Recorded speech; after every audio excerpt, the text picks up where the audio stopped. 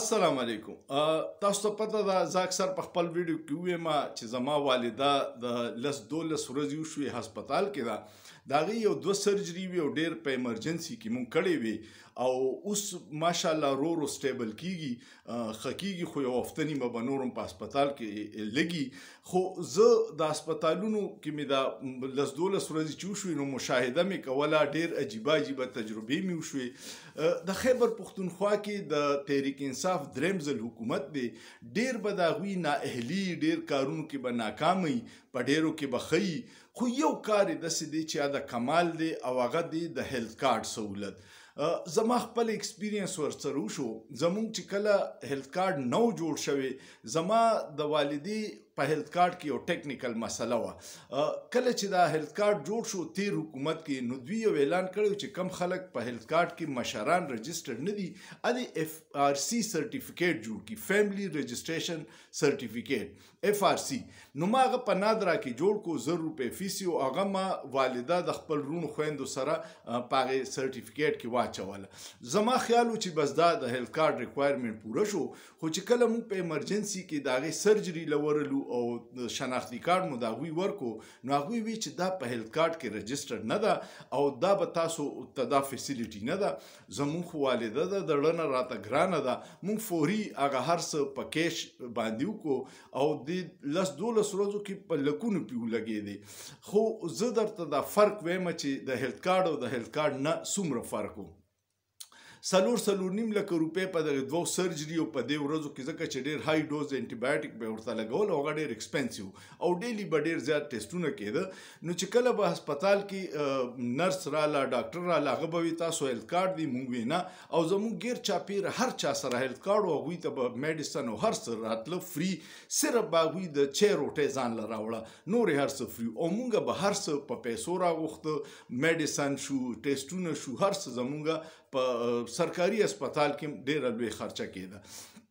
بیا داسې چلو شو چې ما تپوس وکړو چې د هیلث کارډ دا ریکوایرمنټ څه دي. نو هغوی وی چې تاسو نادرا ډېر ښکلی یو سیسټم کړی چې تاسو نادرا له درخواست ورکې، نو هغوی به تاسو له ټیم راولیږي هسپتال ته، او په واډ کې یا په کمره کې به د هغې نه بایومیټریک والي. مونږ اپلیکیشن ورکو. بیا داسې چلو چې هغه 3-4 ورځې نیټ بند و، نیټورک د اسلام آباد د احتجاج د لاسه، د پېښور د اینا، نو زمونږ هغه نادرا واله نه راتله، ځکه چې هغوی یو وینګل استعمالي 4G دپاره او بایومیټریک دپاره نیټ ډېر ضروري و. بیا چې کله دغه بحال شو راله هغوی، نو په واټ کې ته ګوته ولګوله، بایومیټریک وکړو او بیا دا په 24 نه 48 ګنټو کې سیسټم ته خیږي.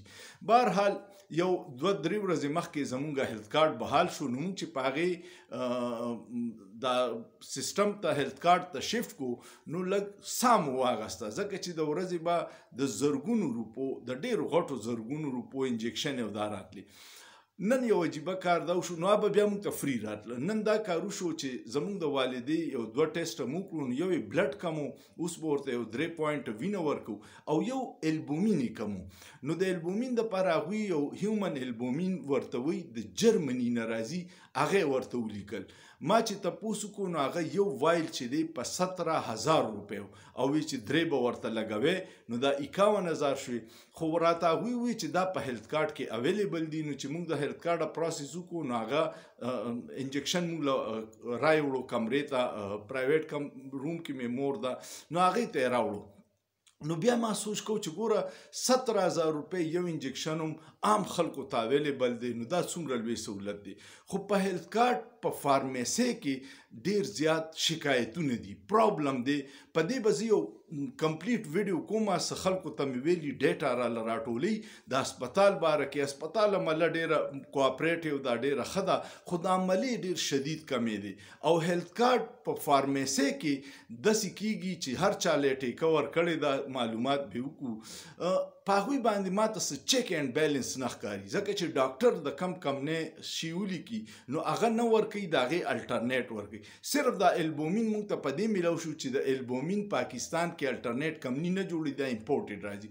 او نور چې څومره انجکشن یا څه لیکلي دي، نو هغه نه میلاویږي چې کم ډاکټر لیکي. دوی د فارمیسۍ والا غالبا داسې چل کوي چې د لوکل کمپنیانو هغه میډیسن الټرنیټ ورکوي چې کم کې دوی ته پروفیټ ډېر زیات دي، او بیا په هغې هغې کې داسې وشو چې د پیراسیټامول انفیوژن چې کوم و هغې کې د دومره لو کوالټي کم نه و چې ما د څو مریضانو د خلکو نه د نرسانو نه دا واورېده چې دا اکثر د مریض د ټیک کېدو نه علاوه په هغوی ریاکشن کوي. نو هیلث کارت ډېر زبردست دی، ډېر اعلی دی، خلکو ته په کروڑونو فایده به میلاویږي او هر چا ته پې میلاویږي. په دې کې څه تفریق نشته چې غریب ته به مالدار ته به هر چا ته میلاویږي.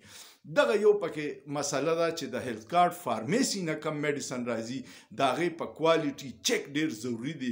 هر څه پکې میلاویږي، پیمپرې ورکوي، نومې شي چې ډاکټر ولیکي کوي، خو د میډیسن د کوالټي د چیکینګ نظام ټیک کول پکار دي چې کم ډاکټر لیکي چې دا فارمیسي باونډ کی چې هغه میډیسن ورکوي.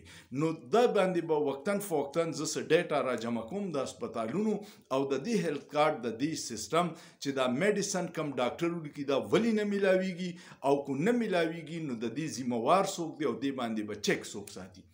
مشیر صحت چې دی احتشام خان هغه ته هم زه درخواست کوم چې دا ویډیو څوک هم ګورې شیر یې کړي چې هغه ته ورسي چې دې مسلې ته ډېره توجه ورکړي چې د هیلث کارت په فارمیسۍ کې میډیسن هغه کوالټي میلاو شي چې کم ډاکټر لیکلي کم د سټینډرډ. امید لرم ستاسو به ویډیو خوښ شوي.